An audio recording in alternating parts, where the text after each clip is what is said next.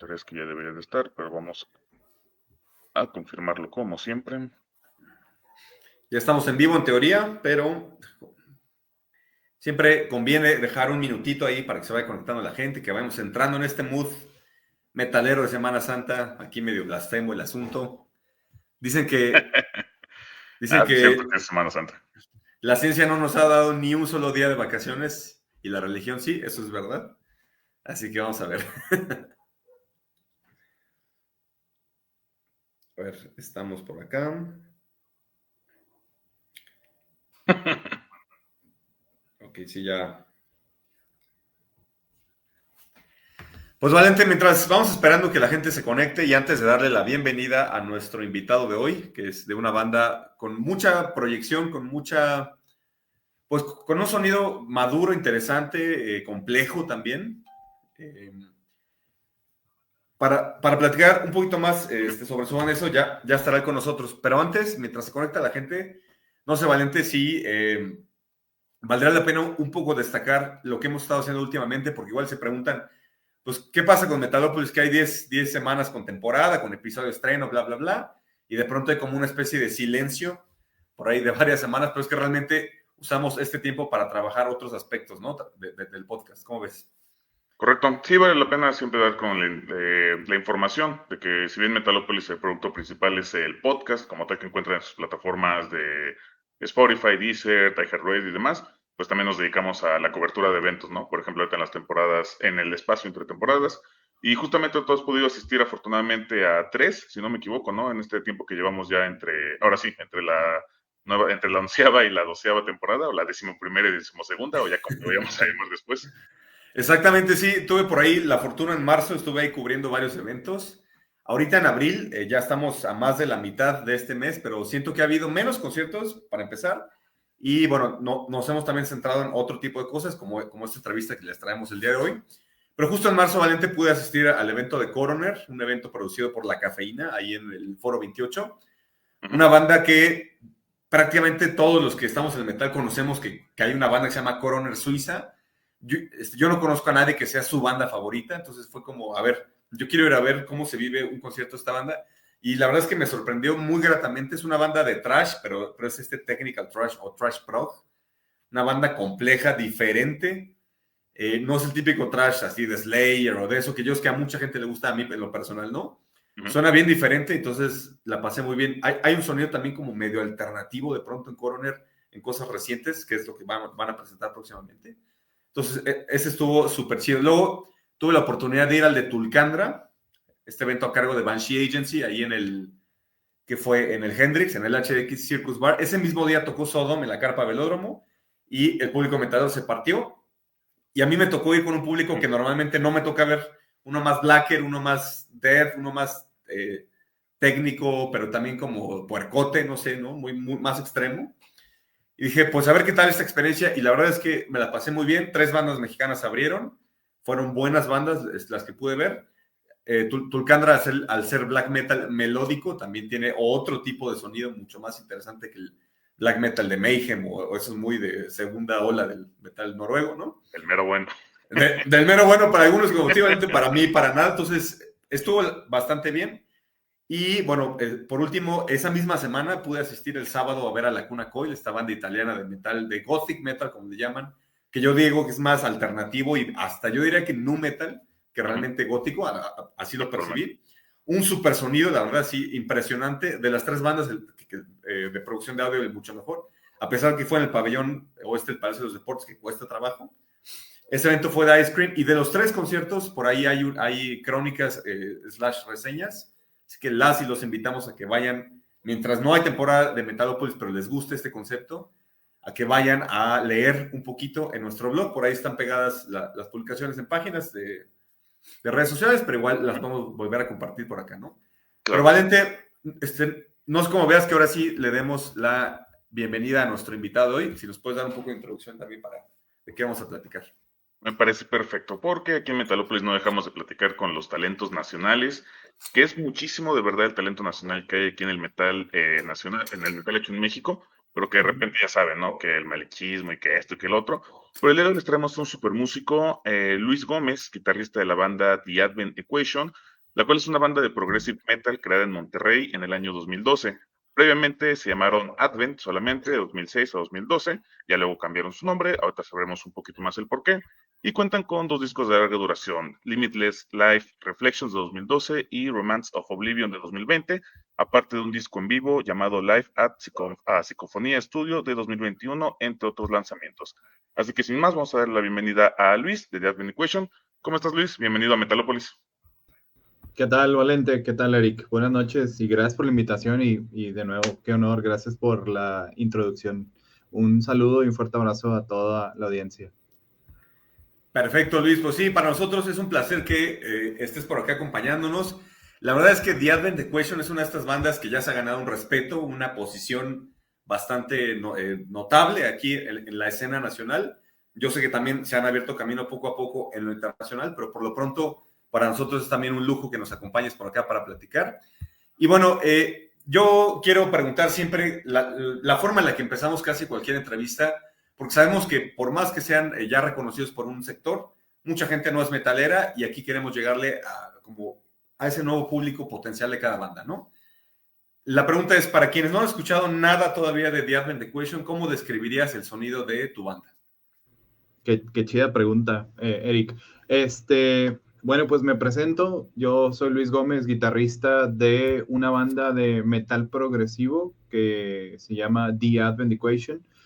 Somos originarios de Monterrey, Nuevo León, aunque ya muy pocas veces tocamos en Monterrey, fíjate. Yo creo que tocamos 10 veces más fuera de la ciudad que la cantidad de veces que tocamos acá, pero bueno, para quienes no nos conocen, invitarlos a escuchar un poquito de nuestra música, que bueno, siempre la hemos tratado de hacer de la manera más disciplinada, honesta y de todo corazón.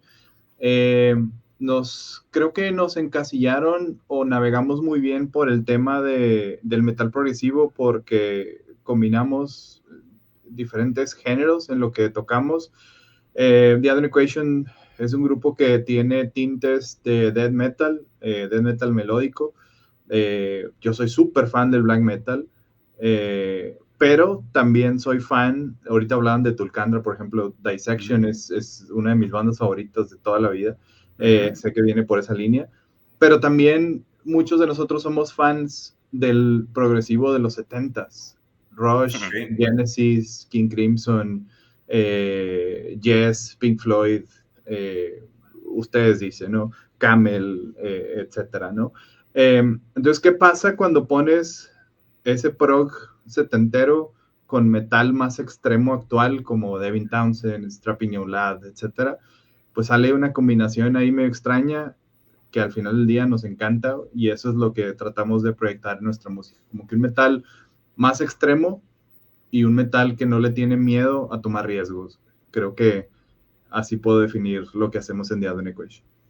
Y está súper chido, ¿eh? La verdad es que sí, escuchando un poco de su material, te das cuenta de esos flashazos justamente de Melodic Death Metal por aquí, luego el progresivo.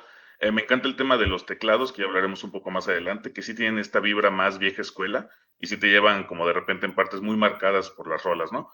Platicábamos ahorita un poquito en la intro que si tengo el dato correcto, The Advent Equation, perdón, comenzó como Advent, simplemente, una banda que estaba enfocada en ser, no sé si propiamente un tributo a Opeth, pero quisiera preguntarte en qué momento toman la decisión de dejar de ser una banda, digo, quizá no una banda tributo, una banda muy influenciada, y ser ya una banda propia con ideas originales y comenzar este proceso ya de hacer su propia música. Correcto, nosotros cuando recién empezamos el proyecto, por ahí del 2007-2008, Advent viene de una canción del Morning Rise, si mi memoria no me falla, de Opeth, un disco que a la fecha sigo regresando y me vuela la cabeza cada que lo escucho. Fíjate que nunca fue intención hacer tributo a Opeth, más bien sí tocamos al inicio del proyecto algunas canciones de Opeth, pero creo que más que nada fueron para nosotros conocernos como músicos, de la alineación que en ese momento estaba, hablo de Margil, Roberto, Daniel, que también permaneció en el primer álbum y en Remnants, la mayoría. Creo que esa etapa en Advent fue más de conocernos, conocer cómo interactuar, como la diferenciación de una guitarra rítmica, una que se va a encargar más de armonías, conceptos de tiempos extraños, conceptos de canciones largas, porque había rolas de 14 minutos, etcétera. De hecho, en nuestro primer full length también hay una canción de 14 minutos. Y pues nada, creo que con esa intención. Quizá alguna vez sí nos invitaron a tocar un tributo a Opeth. No teníamos problema, pues teníamos algunas canciones en nuestro repertorio, pero creo que más que nada fue una etapa de conocernos, una etapa de seguirnos enamorándonos del género. Y pues bueno, al final del día, sí, yo nunca lo voy a negar que son influencia, me encantan, así como me encantan muchas otras bandas, pero para mí la palabra influencia es todo aquel elemento, puede ser musical, puede ser una pintura, puede ser una película, que te inspire o motive a agarrar tu instrumento y crear algo. Y creo que en ese momento Opeth lo hacía mucho, lo sigue haciendo, y pues nada, creo que esa etapa llevó esa función de conocernos y de empezar a definir qué es lo que nos gusta y qué no, porque jamás fue intención ser una copia o ser solo influenciado por ellos, sino más bien agarrar de ahí lo que le podamos aprender y bueno, eso pasó por varios integrantes. De hecho, de Advent a The Advent Equation hubo cambios de integrantes gracias a esas etapas de descubrimientos. Sí, justo, como cualquier proyecto, cuando empiezas debes de tomar ideas, inspiración de alguien, ¿no? O sea, como dijo el mismo Newton en la ciencia de hace varios siglos, que fue posible hacer eso porque él estaba sobre hombros de gigantes. Los músicos, yo creo que es igual, ¿no? Se van parando, van teniendo influencias de muchas bandas, de muchos estilos. Y el progresivo en particular, que es un género tan complejo y que requiere cierto grado también de conocimiento para poderlo ejecutar bien, para componer. Y bueno, por ahí va mi pregunta, Luis. Siendo una banda de prog que hay guitarra, bajo, batería, por supuesto, pero también teclados, ¿puedes contarnos un poco sobre cómo es el proceso actualmente de composición? ¿Cómo saben cuándo es también este momento de hacer nueva música? Y bueno, ya nos platicabas que tienen una rola en el primer LP de 14 minutos. ¿Cómo saben ustedes haciendo prog cuándo es momento de decir hasta aquí se acaba la canción y ahora sí? Fíjate que buena pregunta, y ha sido un proceso que, si bien no nos consideramos expertos, algo que sí le hemos aprendido un par de cosas que a lo mejor y le sirven de consejo a quien esté viendo esta entrevista. Al principio, el proceso de composición de Advent estaba muy influenciado por la improvisación o la experimentación. De hecho, Charles, nuestro productor, siempre nos va a recordar lo experimental que fue la etapa de preproducción, si es que hubo alguna etapa de preproducción para el primer álbum. Llegamos con canciones casi creo en cassette o grabaciones súper caseras y pues mira, este es el disco. Ese proceso ha evolucionado porque al principio sí era juntarnos todos como grupo, platicar ideas que nacen de un riff, como grupo construir lo que podría ser una canción y decir, bueno, ya duró lo suficiente, es el momento en donde dices, ya me transmitió lo que yo quería transmitir, o sea, la historia que estoy tratando de contar, que esa creo que es la base número 1 de nuestras canciones, que cuenten una historia, ya se contó, ya tuvo su apertura, su proceso de desarrollo y su conclusión. De hecho, algo que ustedes pueden notar, y les voy a abrir la puerta a las fórmulas, en nuestras canciones, sobre todo la etapa final y los riffs que tratamos de poner al final son riffs conclusorios, ya sea que traen algún tema de alguna parte de la canción o son riffs que ya te están preparando a la salida. Entonces, mucho de ese primer álbum fue a base de experimentación.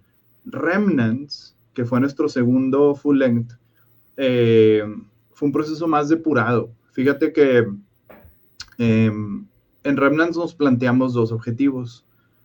El primer objetivo era que las canciones tuvieran riffs de guitarra y de bajo que tú pudieras tararear. Si tú lo puedes tararear, significa que posiblemente es más probable que conectes con él. Y lo más importante para nosotros es que las canciones tuvieran coros o partes vocales que tú puedas recordar, memorables. Creo que en su momento lo decíamos mucho en entrevistas. El gancho, ¿no? El famoso hook, ¿no? Exacto. Y sobre todo, ¿sabes qué pasó? Que yo te hablo desde el punto de vista personal. Llegó un momento en donde dejé la guitarra a un lado y nos centramos como 6 meses en cada quien, así igual que yo, como la guitarra, Carlos el teclado, Margil el bajo en ese momento, y nos sentamos todos a escribir letras y todos a escribir melodías. Fue una etapa muy padre para nosotros porque ayudó a descubrir ese proceso de lo que pide la canción. Cuando grabamos primero la parte instrumental, que esa es la otra parte de Advent, primero grabamos todos los riffs o todos los instrumentos y luego la voz. Pero si la voz dice que falta una vuelta más, porque la canción lo pide, ni modo, se falta una vuelta más. Si la voz dice, ¿sabes qué, güey? Quedaste sobrado, güey. Pues ni modo, va para atrás de esa parte, güey. ¿Por qué? Porque al final del día lo que buscamos es crear música con la que conectemos y ojalá conecte la gente. Y si hay algo que se interponga entre, ¿sabes qué, güey? La canción me mantenía emocionado, pero porque se alargó, güey, ya me aburrí, güey. En ese momento se corta, o al revés, ¿sabes qué? Me dejaste picado, güey. Falta un poquito más y entonces hay que elaborar. Mucho de esas decisiones, yo creo que 80% de la duración final de una canción se ha determinado por las voces. Y eso fue un proceso que aprendimos con Remnants of Oblivion. Ustedes lo pueden ver todavía más presentado entre Remnants y lo nuevo que estamos grabando. Sacamos 2 sencillos, A Sudden Perception y A Prophet's End. Canciones que duran entre 5 y 5 minutos y medio, traen muy clara la estructura de coros que se repiten 2 o 3 veces en una canción, y creo que fue un proceso de evolución en donde, bueno, las voces ya agarraron papel importante. Para estas canciones hicimos gran parte de las letras. De hecho, A Sudden Perception es autoría de Carlos. Tanto el concepto como las letras, como la temática principal de la canción, y a nosotros como banda nos tocó nada más apoyar ese concepto de la canción de Carlos. A Prophet's End es un conjunto de todos nosotros, y cuando digo conjunto de todos nosotros, ya no componemos, es muy raro que compongamos en un ensayo. Lo que hacemos es, nuestro segundo instrumento de todos es Logic en la Mac, y ahí ponemos todas las ideas. Ahí claramente podemos ver visualmente los versos, los coros, los puentes, etcétera, y sobre Logic vamos trabajando. Perdón si me extendí un poquito, pero creo que la fórmula dejó de ser experimental y ahora tenemos una fórmula de cierta manera más controlada y muy visual. Somos completamente visuales, todo lo tratamos de preproducir en Logic. Volviendo a cerrar ese tema, Limitless creo que no tuvo una preproducción o una preproducción muy corta. Remnants tuvo una preproducción de 2 años.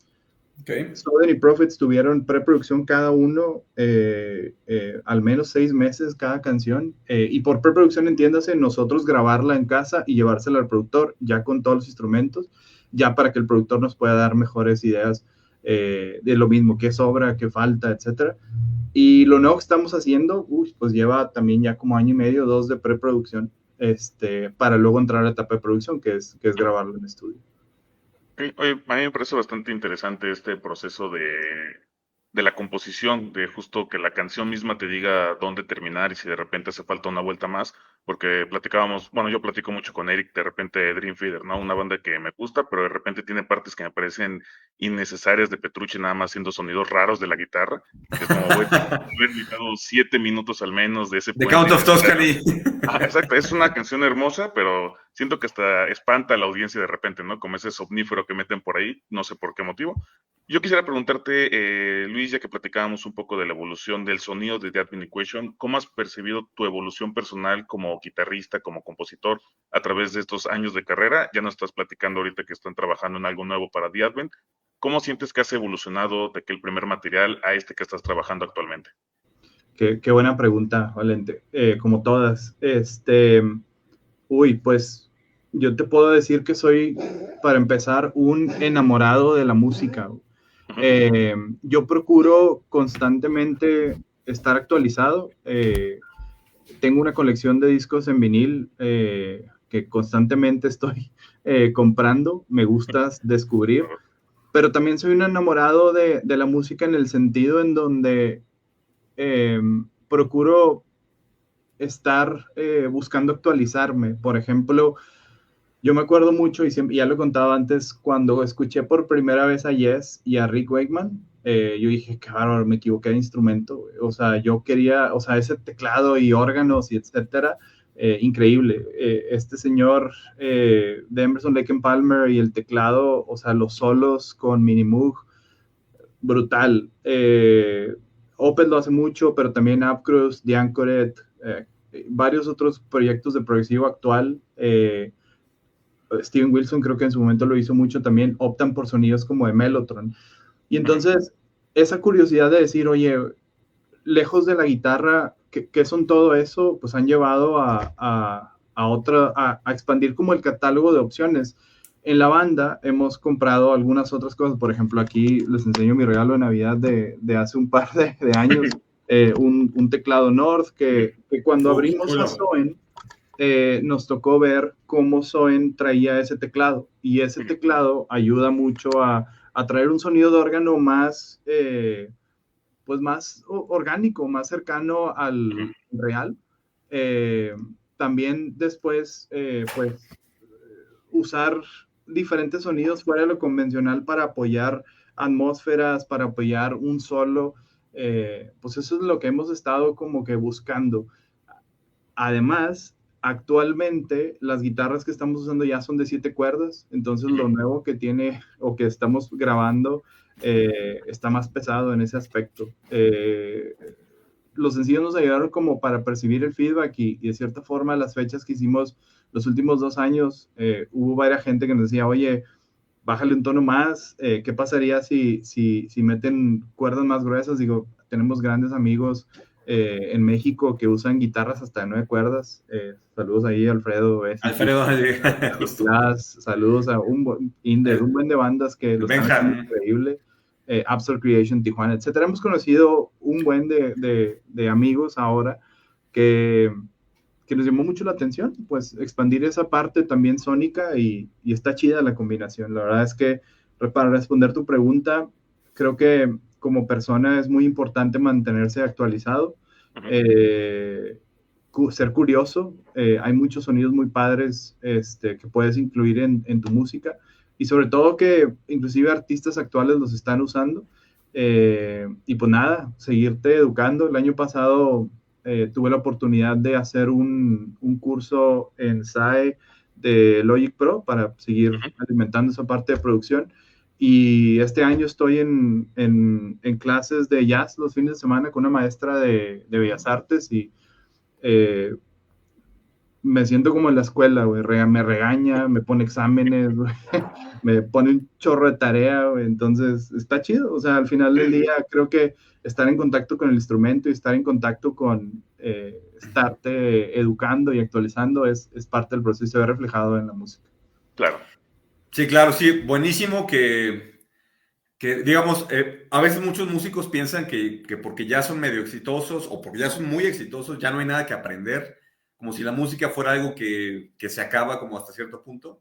Entonces, siempre habla muy bien del proceso creativo, del proceso compositivo y de la humildad incluso, ¿no? De las personas, esta constante actualización, este buscar que haya nuevas herramientas y demás, ¿no? Y esos teclados Nord sí suenan muy bonitos, sí tienen un gran sonido en vivo, y cuestan una lana, así que fue un gran regalo ese. Digo, no sé si fue autorregalo o alguien te lo dio, pero si fue de alguien más, qué bien que tengas esos amigos. Gracias, Santo Claus, por portarnos bien. Santa Claus. Oye, Valente, ¿cómo ves si compartes ahorita unos comentarios que ya hay en el chat Claro que sí. de la Antes, transmisión y seguimos ahorita?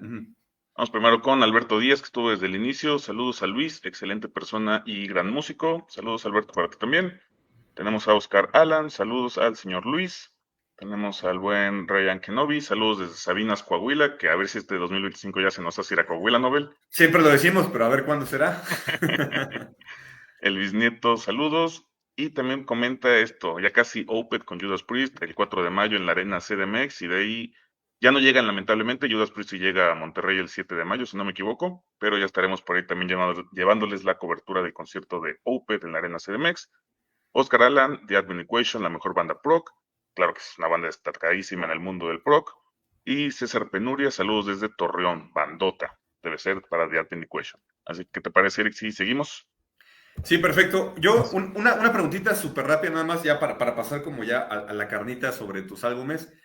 ¿Cuál dirías tú que es la canción ideal para que alguien que nunca ha escuchado a The Advent Equation empezara a clavarse y enamorarse de su sonido? Híjole, pues bueno, me voy a atrever a decir dos, que es lo último que ha salido, A Sudden Perception o A Prophet's End, porque son canciones muy balanceadas, muestran un poquito de las dos facetas de Advent. A Sudden Perception más cargada hacia los teclados, más cargada hacia la parte progresiva de The Advent Equation, con medida, porque no toda es progresiva, tiene secciones progresivas, pero está muy, muy cargada a cantar. Y A Prophet's End, que es como su canción hermana, de hecho en el 7 pulgadas es la otra cara, es un Advent más oscuro, se puede decir. Una canción con un tema más melancólico en cuanto a letra se refiere, y trae inclusive una sección pues muy disonante con voces guturales, etcétera, ¿no? Siempre he dicho que está muy padre dejar que la audiencia diga qué género es y no predisponerlos a que van a escuchar algo. Yo recomiendo esos dos temas porque traen, pues creo que es ese buen balance.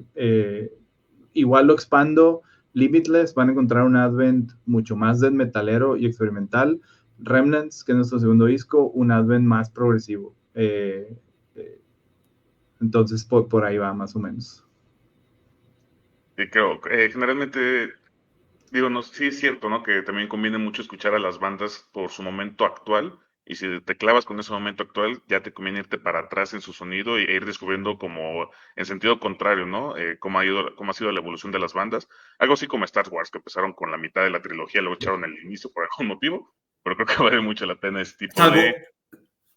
Salvo ¿Ah? con Inflames Valente, ahí no, ahí sí pasa al revés. Ese es un debate que nunca vamos a terminar aquí en este podcast.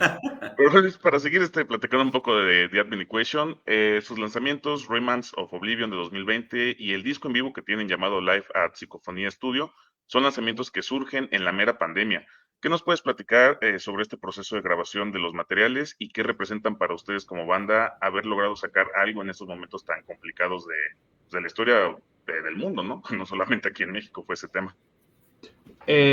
Estuvo muy interesante. Remnants fue un disco que teníamos un objetivo, y el objetivo era alcanzar el mismo nivel de recepción o superar la recepción que tuvo Limitless, Live Reflections. Limitless, siendo de 2012, dejamos de tocarlo como en 2015, que son las últimas fechas en vivo más o menos, y de 2016 a 19 producimos Remnants. Remnants, lo que queríamos era llegar otra vez a una audiencia internacional. Para Limitless tuvimos como 70 reseñas internacionales. Remnants creo que las cumplió, las superó. Dos, concretar algo que teníamos pactado desde inclusive el primer álbum, y es que Travis Smith es el artista que hizo la portada. Travis es una persona que ha trabajado, o él hace todas las portadas de bandas como Nevermore, Riverside, el mismo Opeth, Catatonia, no sé, Amorphis, Damon Amart, Devin Townsend, etcétera, etcétera. Entonces, Ujú. a él le presentamos el proyecto, se subió a bordo, entonces ese fue el segundo como objetivo de Remnants. Y el tercero, y bien importante, era la parte de poder materializar, y con toda la extensión de la palabra materializar, nuestra música en medios físicos. Ujú. Remnants salió en 5 versiones en CD. Vamos en la segunda prensa de vinil de 12 pulgadas y en la segunda vuelta de cassettes, de tapes, y se han sumado 7 disqueras para Remnants of Oblivion en varias partes del mundo, 2 de ellas en Europa. Entonces, eso lo pongo en la mesa porque es de nuevo el objetivo para el siguiente álbum que tenemos en mente. En el camino hemos lanzado 2 sencillos, que son A Sudden Perception y A Prophet Sent, que también Travis Smith participó en la portada. Él nos hizo un arte para cada una de las canciones y también han causado muy buena audiencia internacional. Esperemos para próximas fechas poder pisar territorios internacionales, que es de nuevo una meta que tenemos muy clara como grupo. Y por último, Valente, disculpa que no te contesté esa parte de la pregunta, pero No te preocupes. haber lanzado Remnants en pandemia nos llevó a una satisfacción, y fue que, pues estando encerrados no podíamos salir a tocar, ¿no? Pero dentro de lo malo, lo bueno es que existía la modalidad de las live sessions. No sé si se acuerdan que para ver un concierto de X o Y banda, comprabas un ticket online y los podías ver online. Pues era, creo que lo hizo, Amorphis, etcétera, etcétera, ¿no? Entonces, Leprous creo que también lo hizo. Pero bueno. Más todo, ¿no? En un acuario Mastodon, también. sí, en el acuario, ¿no? Fue estuvo Buenísimo brutal. ese. De mis bandas favoritos de toda la vida. Bueno, el tema aquí era que de repente nos llegó invitación de un festival de Brasil, uno de Argentina, uno de Alemania, uno de México y otro creo que de Chile. Entonces, pues, imposible viajar a todos esos lugares en pandemia, ¿no? ¿Cuál fue la solución? Sacar un material en vivo. Tomamos una edición como banda y fue, ¿saben qué? Si lo vamos a hacer, vamos a hacerlo bien, o tratar de hacerlo lo más cercano a un producto que estemos orgullosos. Agendamos tiempo, ahí en el estudio de grabación de Charles tiene tiene todavía más bien un estudio C, se puede decir, que es un estudio más grande donde han grabado orquestas, etcétera. Bueno, nos prestó ese espacio, contratamos una persona encargada del video, y pues grabamos una hora de Advent, y esa hora de Advent que combina nuestros primeros 2 álbums, fue la que intencionalmente distribuimos a todos sus festivales. El show en vivo lo pueden ver en YouTube, está dividido en 3 partes, al igual que todos nuestros demás videos, también está en nuestro canal de YouTube, pero esa era la intención, Valente, poder, a pesar de estar encerrados, estar activos, ¿sabes? Y esa fue la manera que lo encontramos. Sí, les quedó muy bueno, déjame decirte, sí está muy chida esa grabación en vivo. Buenísimo, sí. La pandemia justo permitió, igual que la gente pensara de forma diferente, o sea, que fuera creativa. La pandemia permitió que Metalopolis existiera. Somos un producto directamente ocasionado por ello, así que dentro de lo malo que fue, hubo cosas buenas por ahí, ¿no? Oye, Luis, ya os platicaba sobre Travis Smith y las portadas, pero yo quiero preguntarte más en específico. Por ejemplo, las portadas de sus full lengths, ¿no? Del Limitless y del Remnants. ¿Qué es exactamente lo que nos está mostrando? O sea, si nos puedes contar un poquito como la historia detrás de cada una de estas imágenes. Sí, claro, con gusto. Limitless Live Reflections es un álbum conceptual, al igual que Remnants, pero bueno, empiezo por Limitless. La ilustración de Limitless que ustedes ven como una ciudad destruida, es como un concepto medio post-apocalíptico. Es la representación de, se puede decir, un vacío. Cuando nosotros escribimos Limitless, traíamos un concepto en mente, y el concepto era cómo sería la vida después de la muerte. Okay. Y no tiene que ser algo ni positivo ni negativo. De hecho, la historia de Limitless te la va contando como primero una etapa de aceptarlo en las primeras canciones. Después te promete una recompensa, pero termina mal. Por eso termina con A Violent Motion. Okay. ese es el concepto de Limitless Light Reflections. Esa imagen como postapocalíptica es la representación de un mundo ya vacío, y cómo sería o qué pasaría después de lograr ese mundo vacío. Ujú. Ese fue Limitless. Remnants of Oblivion, todavía en la parte conceptual, se fue más conceptual. No sé si se acuerdan, pero por ahí del 2016 se volvió popular el resurgimiento de una serie que se llamaba Cosmos, de Carl Sagan. Sí, claro. Bueno, creo que al inicio de tanto el libro, que después compré, y la serie, hay una frase que se quedó muy marcada cuando la primera vez que la vi la serie, y dice: todos venimos del polvo de estrellas. ¿Qué quiere decir esto? Hay una corriente que sustenta más bien, que nosotros, como seres humanos, somos el producto de, en el universo, una estrella cuando muere, se apaga, pero sus elementos no desaparecen. Sus elementos, el universo lo que hace es que los reparte. Y esos elementos eventualmente se reparten pues, por las galaxias, y de esos elementos provenimos, de carbono, oxígeno, etcétera, etcétera. Entonces, estuvo padre como que bailar alrededor de ese concepto y decir, bueno, ¿qué tal si somos hijos de las estrellas? Y sobre eso hicimos una historia. La historia de Remnants of Oblivion obedece también, de manera paralela, las etapas del Big Bang. Yo les advertí que estaba más filosófico. Ignition, se llama Ignition en referencia al Big Bang. Y luego sigue Patterns of Spiraling Reality, que es como una obertura de lo que puede ser el universo, y ese desorden. Remnants of Oblivion es la tercera etapa posterior al Big Bang, y es una etapa de enfriamiento. Le llaman una etapa donde no había luz, una etapa donde hubo solo muerte en el universo, no había vida. Después, la cuarta canción, An Eternal Moment, es una canción de esperanza, y es en donde el universo nace la luz, o llega la luz, y por ende llegan las formas de vida. Y así sucesivamente hasta llegar al balance y extinción de nuevo. Entonces se vuelve cíclico. La portada representa ese momento en donde muere una estrella. ¿Y qué pasa? Suelta todos sus elementos para, a través de esa muerte, seguir creando vida. Pues está muy interesante porque justo aquí en Metalópolis tenemos un episodio de Metal Conceptual dedicado a esos discos que ocultan historias, ¿no? Y lo que nos acabas de contar está muy bueno. Yo vamos a escucharlo de una forma diferente, este pasaje del inicio, el final y cómo reinicia otra vez. Y la portada, perdón, también está muy buena. Sobre todo he tenido la oportunidad de ver el vinil y sí se ve bien chido, así en gran formato. Pues hay todo el tema cósmico de su disco.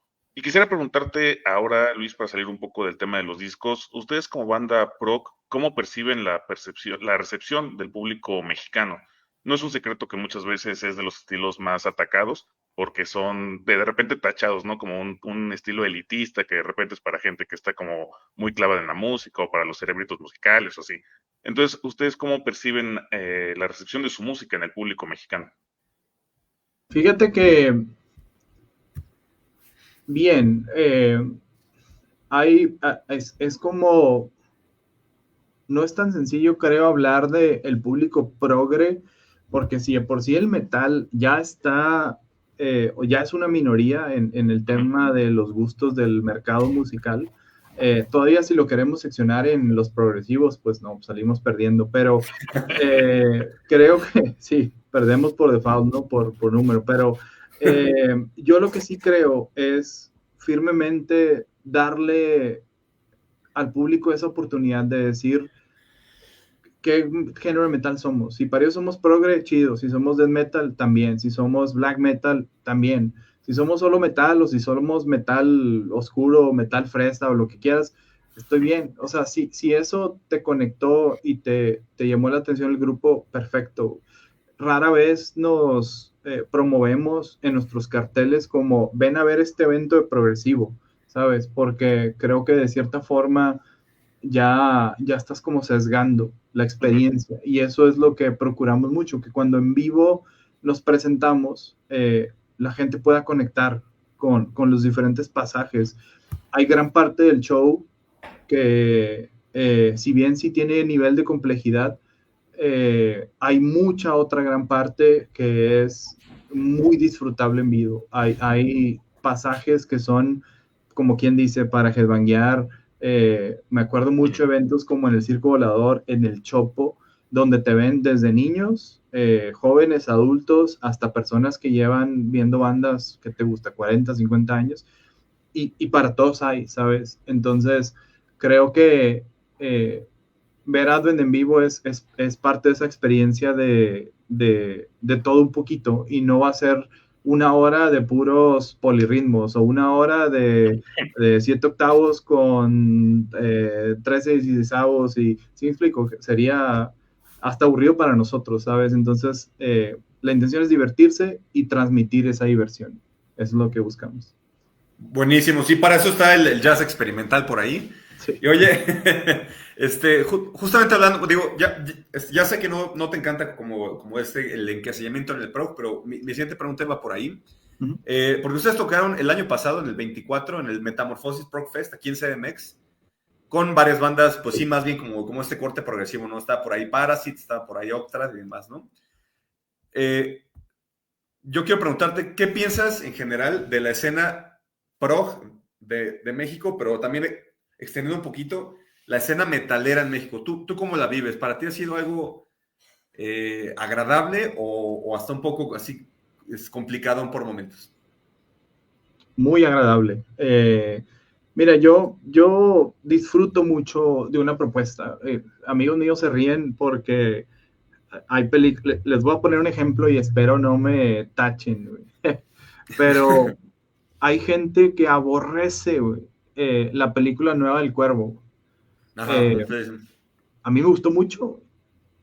¿Pero por qué? Porque yo me senté a ver una película para disfrutarla, güey. O sea, yo no soy crítico de cine, cabrón, y mucho menos soy crítico de música, güey. Entonces, yo creo que México tiene unas propuestas impresionantes a un nivel mundial, que es fácilmente podemos estar en los top de los carteles. Y te puedo decir, espero no meter en problemas por no mencionar algunos, pero por ejemplo, la primera vez que escuché a Indep de Aguascalientes, un death metal técnico impresionante. O sea, en una palabra, está increíble, güey. O sea, de hecho, cuando lo escuché la primera vez dije, me tengo que agarrar la guitarra más, güey, ponerme a practicar porque está cañón estos señores.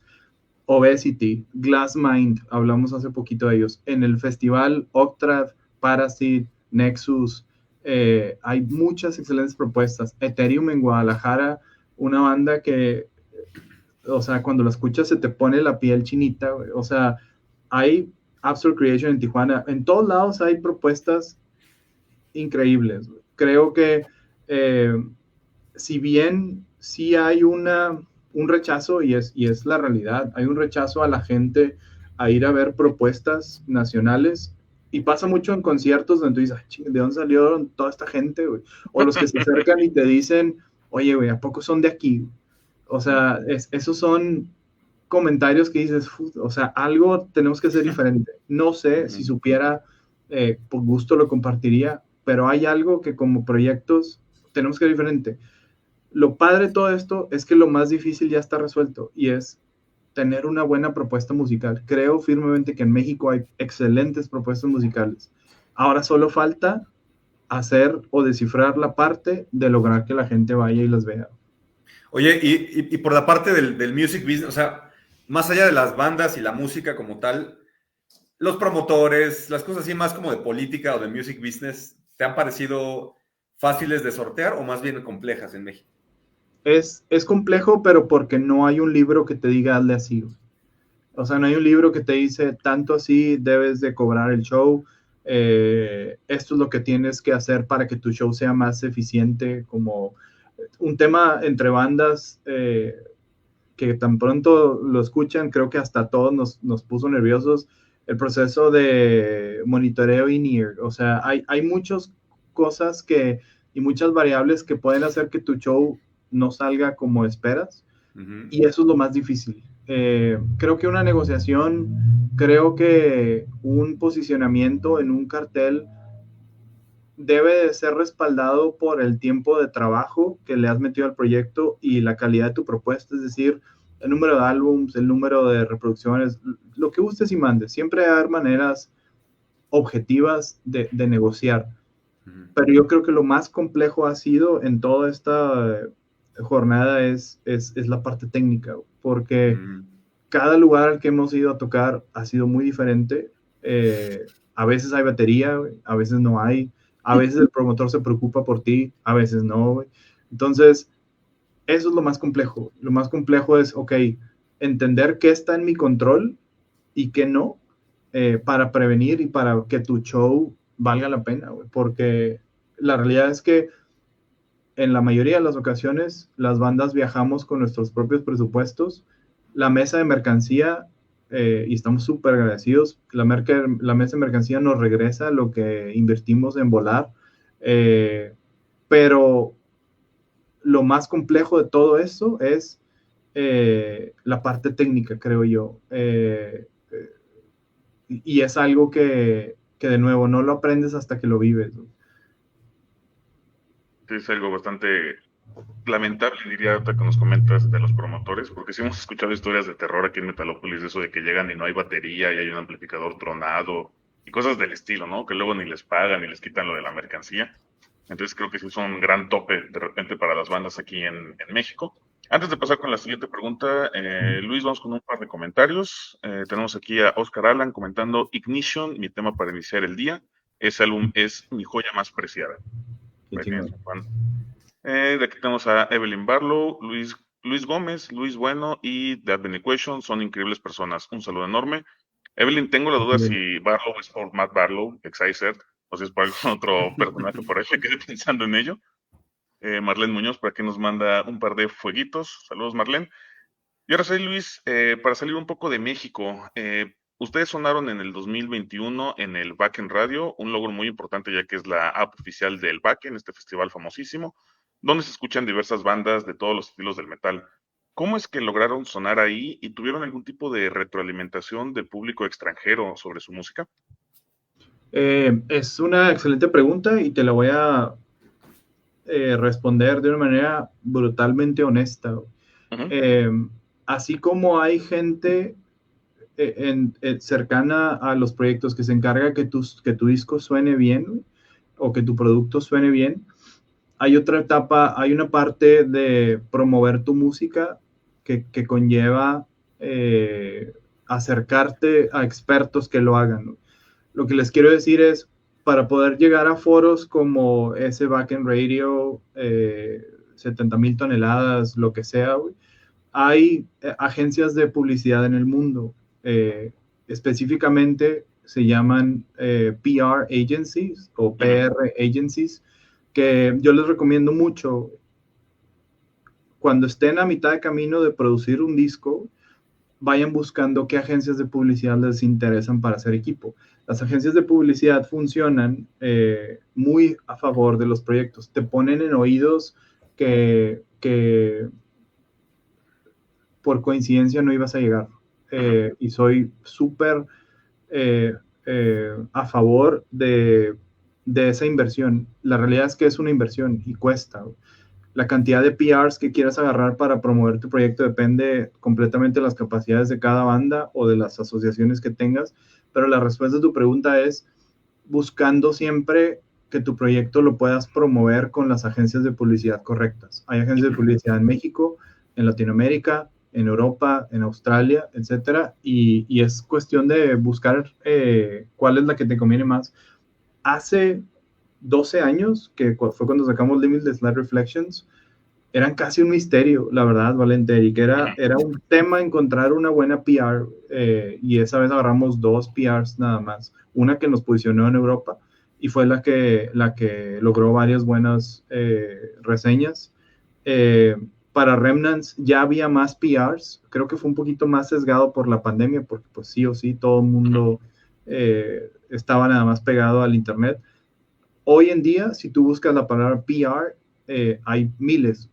Ya nada más es cuestión de filtrar cuáles se enfocan más en tu género, qué países te gustaría llegar, con qué bandas han trabajado, etcétera. Creo que esa es la clave.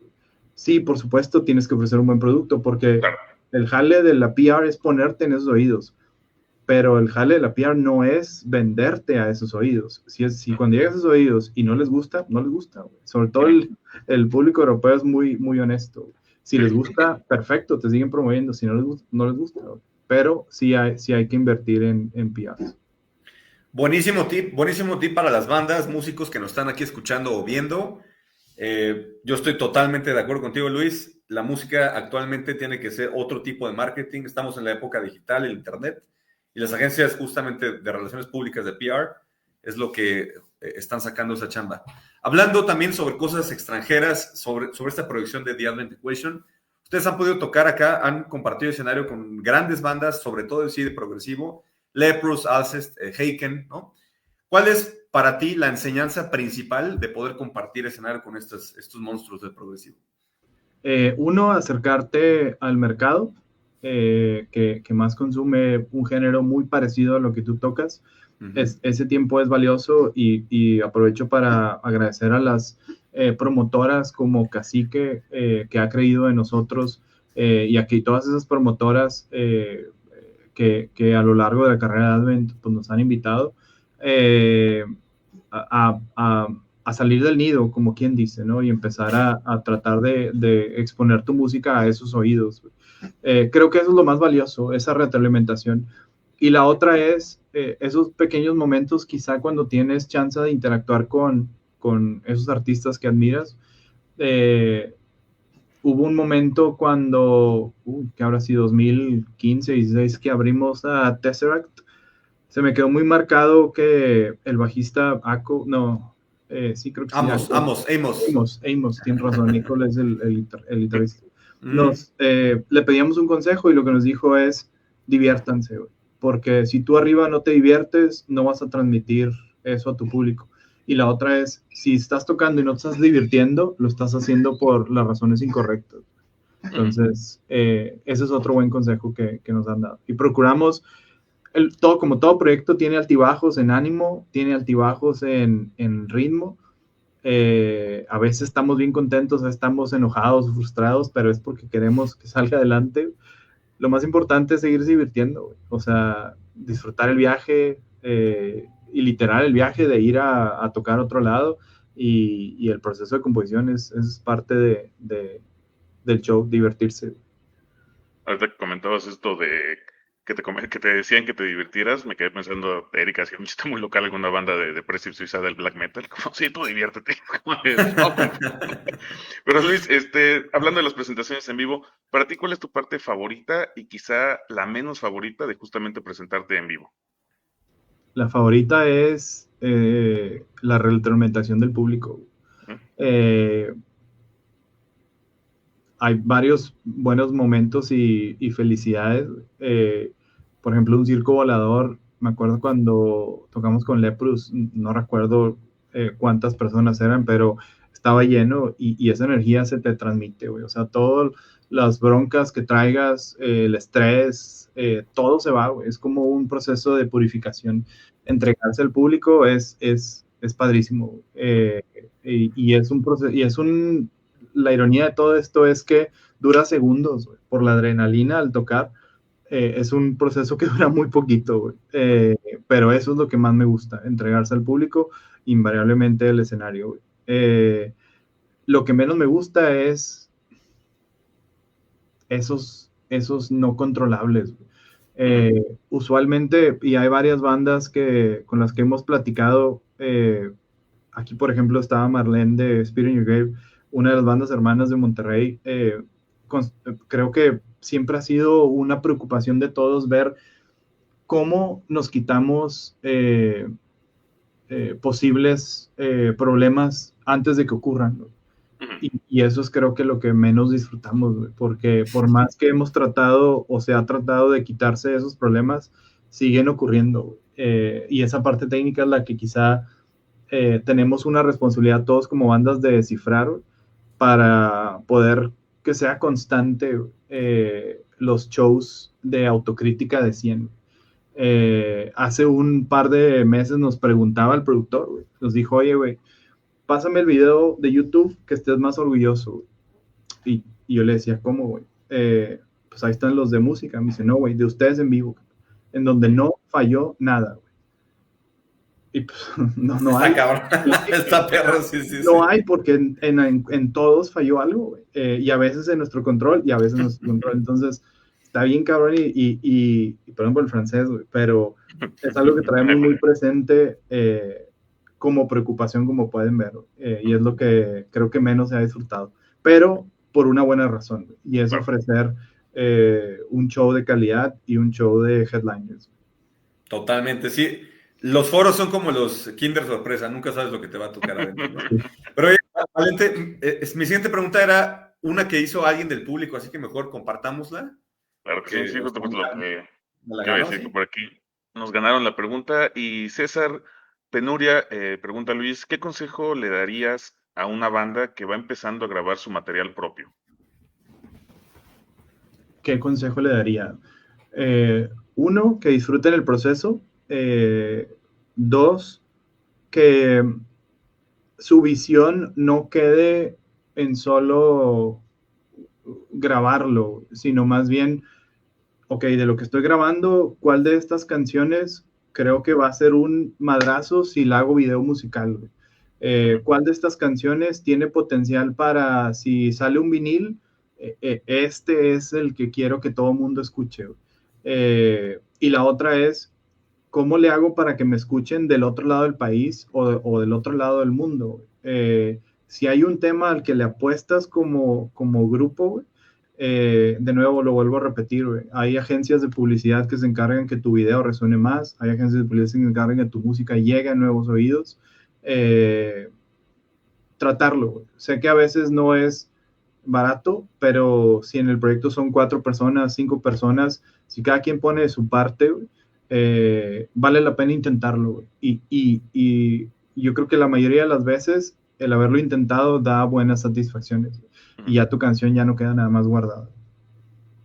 Es algo muy buen consejo, porque justo nos gusta mucho aquí en Metalópolis poder hablar con gente que ya tiene esta trayectoria en el mundo de la música, porque justo sabemos que, digo, afortunadamente recibimos luego mensajes de gente que está empezando con sus proyectos, nos comparte su música, y de repente, no, ¿qué nos pueden comentar para crecer? Digo, güey, yo no tengo ninguna banda, no sé, yo por eso tengo un podcast, porque no sé tocar un instrumento, pero siempre es bueno saber de la gente que toca, que ya tiene una trayectoria, cuáles son esos consejos que dan para las siguientes bandas, ¿no? Y quisiera también, para seguir un poco con esta entrevista, Luis, preguntarte algo que nunca habíamos preguntado aquí en este podcast. Para regresar un poco al inicio de tu proyecto, ya comentábamos que comenzaban con el nombre de Advent, de cambian al nombre de The Advent Equation, y quisiera preguntarte, internamente una banda, ¿cómo sabe que es momento de cambiar de nombre? ¿Cuáles son esos factores quizá que dices, sonaría mejor de repente quizás si le metemos dos palabras más? Porque infiero que si tienes redes sociales, contactos, no sé si mercancía, pues puede que causar hasta un poco de confusión, ¿no? Inclusive entre los fans. Entonces no sé qué nos puedes platicar sobre este tema del cambio de nombre. Sí, primero te voy a platicar la razón de, y luego lo que yo creo que debe de ser el consejo.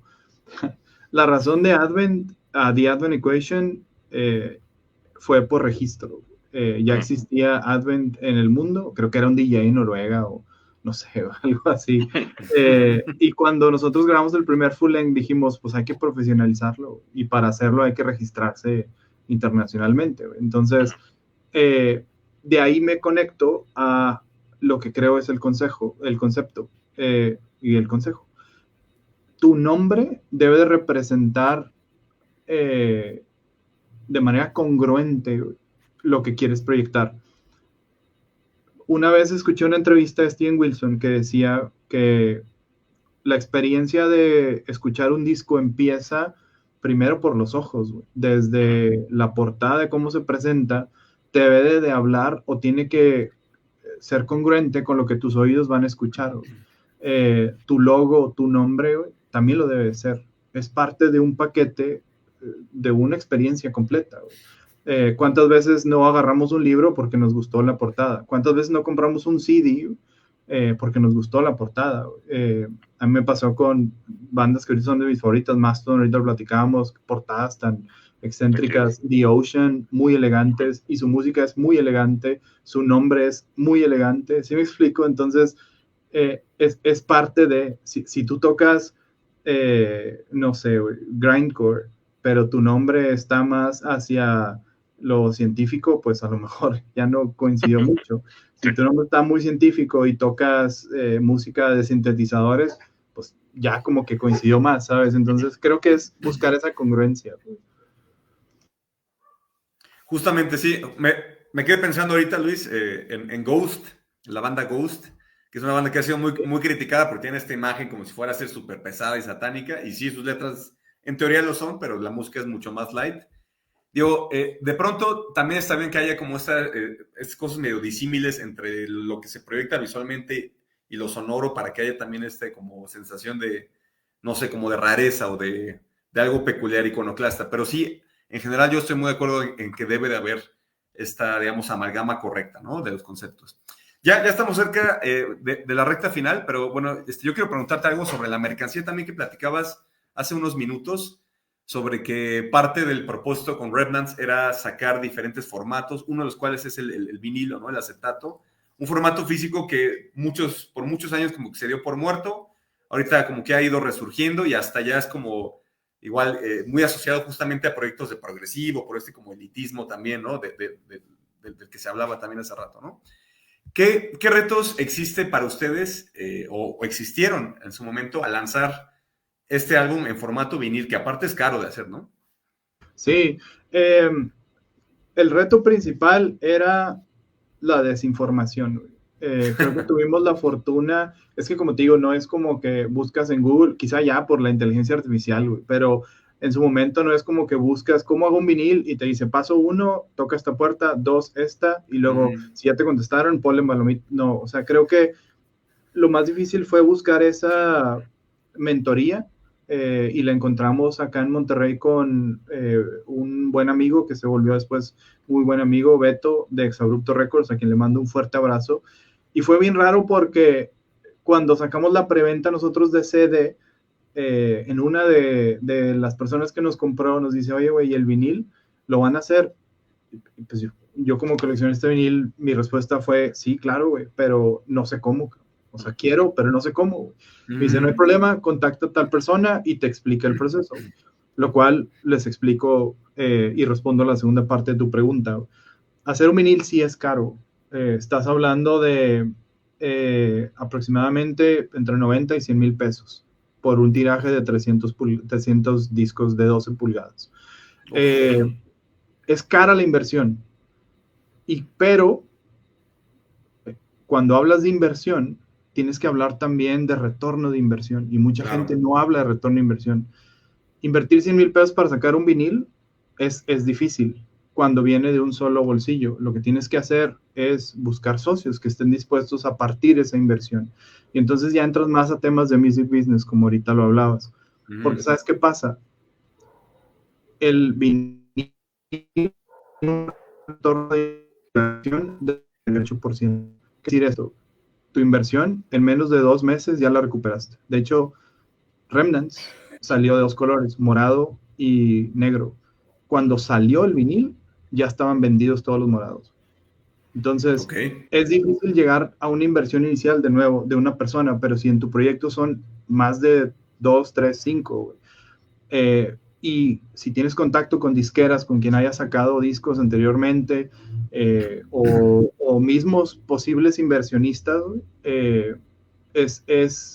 sí es caro una inversión inicial y no todos tienen la liquidez, sobre todo los sellos discográficos, de hacerlo, pero cuando se reparte la inversión, por experiencia propia, los formatos físicos tienen un alto porcentaje de retorno de inversión. Específicamente los viniles tienen un costo de fabricación que oscila entre los 200 y 300 pesos y tienen un precio al público de 600 hasta 1,000 pesos.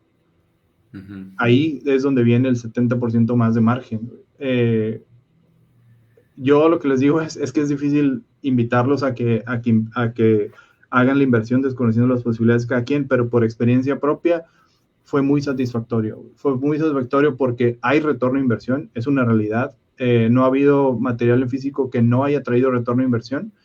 Y la otra parte es que el vinil te permite, wey, agradecer a tus fans de otra manera. Tú mismo lo dijiste hace rato, la portada, verla en todo su esplendor, que el vinil sea morado y que tenga correlación con con los colores del arte del disco.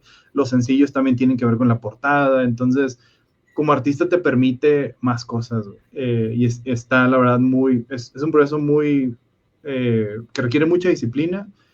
Requiere meterte a temas ya de music business, que con todo el gusto del mundo, si alguien tiene dudas, por favor, yo con gusto, así como a nosotros nos dieron mentoría, definitivamente siempre la ofrezco, pero es un proceso que tiene muchas satisfacciones.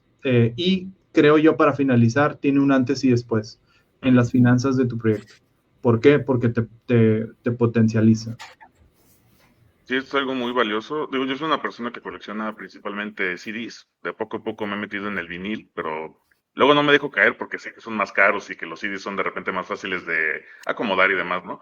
Pero el vinil justo tiene esto que mencionabas de los colores, que de repente hay bandas que sacan un disco con 5 ediciones diferentes, y si tienes al coleccionista indicado, es el que te va a comprar todas esas 5 ediciones, y si Exacto. tiene de repente el sello de otra disquera, también te lo va a conseguir. Entonces creo que sí vale mucho la pena y justo es un formato que está resurgiendo. No es raro ya ver de repente bandas que están presentando las preventas de viniles y se acaban en las preventas, ¿no? Entonces creo que sí Exacto. vale la pena hacer ese tipo de inversión justamente. Exacto, Valente. Y la parte música, no quiero hablar qué suena mejor o qué peor, eso cada quien dirá, Mm, ¿no? Porque además cada quien tiene sistemas diferentes donde lo reproduce. Está bien sí, cañón decir qué va a sonar mejor o qué va a sonar peor. Pero lo que sí te puedo decir por experiencia propia es que un vinil suena gigante, güey. sí, Cosas como la batería, cosas como las voces, los efectos de fondo, güey, está ahí, güey. Como no pasa por un proceso de compresión, está ahí, está presente, güey. O sea, es ujú, una experiencia realmente escuchar la música en vinil. De nuevo, al vinil físicamente le cabe un póster más grande, ujú, una calcomanía más grande, güey, el arte más grande, güey. Y la otra es, va a sonar muy trillado, hay quienes lo odian, hay quienes lo aman, güey. Yo lo amo, ese proceso de lo abres, lo limpias y lo pones y te vas y te sientas, porque sí, hasta que se acabe la cara te vas a parar a voltearlo, güey. O sea, es una ujú, experiencia más permanente, más de enfoque, güey. Es como ujú, un amigo me lo platicaba, que es como cuando te subes a la bici, güey. Es un momento de enfoque, güey, sí, ¿sabes? Y creo que es más pasajera la experiencia cuando en los medios digitales, que nada en contra de ellos, creo que permiten mucha facilidad. Estás cambiando y cambiando la canción. En el vinil, claro. ¿no? Es toda la cara, güey. Sí, sí, aparte que es más bonito justo ver el vinile dando vueltas, aquellos que traen como el splatter famoso de las manchitas de otras tintas, se ve chida las texturas que luego agarran, ¿no? Aunque también luego hay unas bandas por ahí que me llama la atención que sacan su disco en 3 viniles y de canción por cara, entonces ahí sí están separando cada cambio de canción, perdón. Y justo aquí tenemos un comentario de Oscar Alan que dice, el vinilo es una carta de amor al fan, 100% es Totalmente. una forma más, y para fans más verdaderos, hay que decirlo también.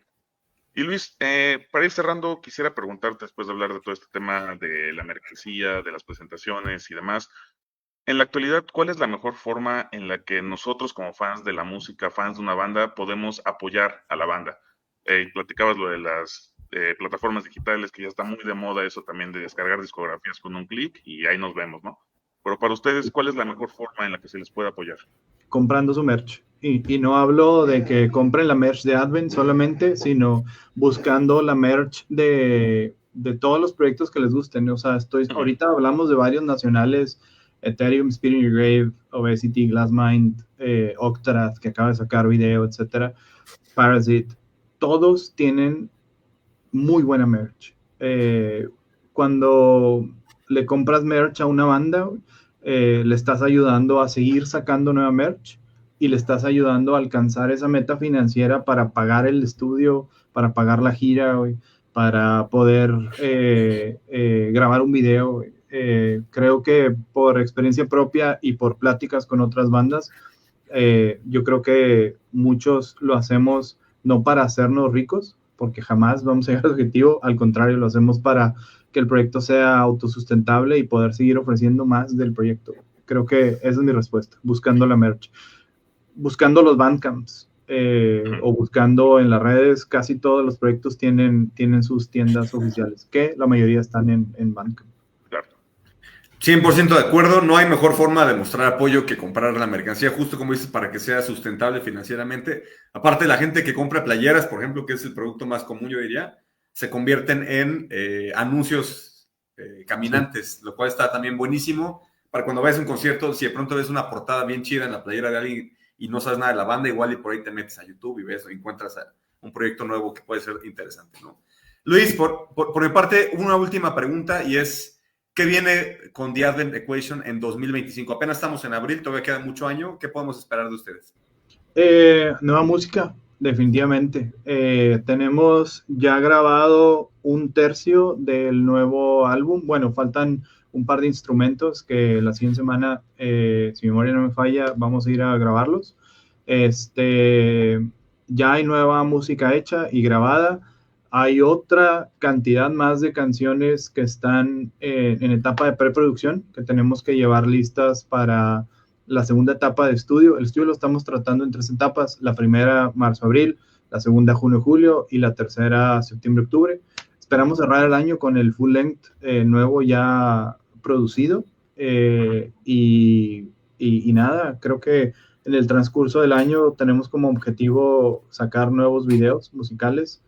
Falta definir qué canciones y cuántos, pero la realidad es que sí queremos hacerlo por temas de mantenernos presentes y que la gente vaya viendo poco a poco el nuevo disco y no que sea nada más un lanzamiento de todo el disco y listo, ¿no? Creo que queremos intentar esa fórmula. Nos gustó la experiencia de los sencillos, de cómo sacamos un video y a los 6 meses el que sigue. A lo mejor hacemos algo similar con la nueva música, pero la realidad es que estamos trabajando en nueva música. Hemos estado un poco callados en redes sociales, pero es porque nuestro productor, a quien queremos mucho, Charles, le mandamos un abrazo, nos tiene estudiando y nos tiene con mucha tarea, pero todo para bien del proyecto. Esperamos que les guste bastante lo que estamos produciendo. Seguro así será, porque aparte en esta plática me he dado cuenta que sí le meten mucha pasión y estudio justamente a la composición de su música, y de repente también hay bandas que les surge y sacan lo primero que pueden con lo que tienen, ¿no? Entonces me da mucho gusto saber que se preocupan tanto por tener una música también producida, también planteada, y seguro será una sorpresota para finales de año, esperemos que llegue, y si no llega a finales de año, cuando tenga que llegar, pero llegará seguramente con la máxima calidad. Y Luis, hablando de redes sociales, ¿dónde podemos encontrar las novedades de The Advent Equation? Facebook, Instagram, si nos puedes compartir, ¿dónde podemos estar al pendiente de estos nuevos lanzamientos? Claro, Facebook o Instagram como The Advent Equation, Bandcamp también, que es otra plataforma a la cual queremos dar ya más promoción, más formalmente, en cualquiera de las 3 como The Advent Equation, y la que tenemos también muy presente llevar a otro nivel es YouTube.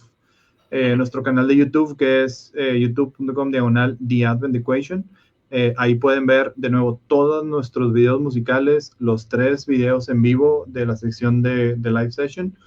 Hay un playthrough debajo de Luis y próximamente esperemos también poner playthroughs de guitarras, de voces, etcétera. Si hay alguna canción que les gustaría, grabemos el playthrough o enseñarles de cómo se toca. Ahí queremos experimentar más o exponenciar el alcance que pueda tener YouTube en comunidad con nuestros seguidores. Ese es un objetivo que tenemos a corto plazo. Pero bueno, respondiendo a tu pregunta, en cualquier red como diagonal The Advent Equation. Perfecto. Excelente, pues bueno, ya saben, vayan a seguir a The Advent Equation, vayan a su canal de YouTube, vean esos videos que están muy bonitos. Por ahí creo que uno ganó en el Top 100 Metal Mexicano y después quedó en segundo al año siguiente, o sea, el 24. Así que muchas felicidades también por eso. Y yo me llevo de tarea verlos en vivo. Yo no he tenido oportunidad de verlos en vivo. Conozco bien su música porque estamos aquí metidos en el medio. Es una de las bandas más sonadas. Pero me llevo esa super tarea que cuando vengan nos avisen y ahí estaremos en primera fila echándoles porras. Claro que sí. Definitivamente. Perfecto. Pues, y bueno, muchas gracias también a la gente que nos estuvo aquí acompañando y comentando en la transmisión. Esto igual va a estar subido en Spreaker y en todas las plataformas de audio que es donde está el podcast, además de YouTube, que porque al haber video hoy sí vale la pena. Valente, algunas últimas palabras para despedir a nuestro público también. Pues el agradecimiento, que queden al pendiente de Metalópolis, porque vamos a tener de momento la cobertura del concierto de Haggard, no estoy seguro cómo se pronuncia, de la semana que entra, donde justamente va a estar Obesity abriendo el show, 22 de abril en la carpa Velódromo, ahí es donde fue el MXMF, entonces por ahí vamos a andar. De ahí también vamos a estar seguros ya en el de Opeth con Judas Priest, en el New Metal Revolution, que se mueve para el 31 de mayo, en la prefiesta, que en teoría va a haber el 3 de mayo con Soulfly, que se le salió por ahí, a ver si el martes 22 lo confirman. Suffocation, a ver si se arma también en el Fuck of Room, y pues todo lo que podamos para estarles llevando la transmisión de conciertos, notas, reseñas, y pues también hacer el recordatorio de que en las plataformas están almacenados más de 110 episodios de Metalópolis, episodios temáticos, entrevistas, top 10, de todo un poco, hasta episodios censurados que nos están dando en la madre en el alcance, pero qué bueno, se aprende con todo. Y pues nada, el agradecimiento, Luis, muchas gracias por estar con nosotros esta noche, Eric, una transmisión más, y nos vemos en la siguiente. Muchísimas gracias. Gracias, Luis. Nos vemos. Nos vemos. Bye.